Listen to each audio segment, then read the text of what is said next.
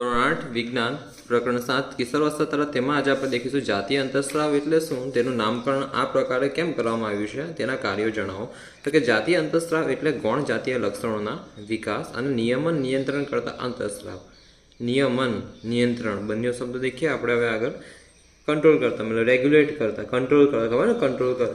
તો જાતીય અંતઃસ્રાવનું નામકરણ આ પ્રકારે કરવામાં આવ્યું છે કારણ કે તેનો સ્ત્રાવ જાતીય અંગ મતલબ કયું પિંડ? જનન પિંડ. કયું પિંડ?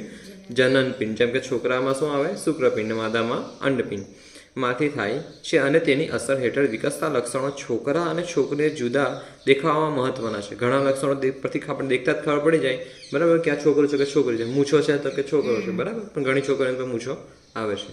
હવે એમાં ધ્યાન આવશે કે જાતીય અંતઃસ્રાવના કાર્યો, તો કે ગૌણ જાતીય લક્ષણો જેવા કે છોકરાના ચહેરા પર વાળ, દાઢી મૂછ ઉગવા, છાતી પર વાળ, છોકરીમાં સ્તન ગ્રંથિનો વિકાસ, નિતંબનો વધુ વિકાસ વગેરેના નિયમનનું કાર્ય કરે છે. અને છોકરા અને છોકરીમાં બંનેમાં વગરમાં તથા પ્યુબિક વિસ્તારમાં વાળ ઉગવાનું કાર્ય કરે છે. સિમ્પલ છે કે આને કહેવાય જાતીય અંતઃસ્રાવ, બરાબર. તેનું નામકરણ આ પ્રમાણે થાય છે. ઓકે.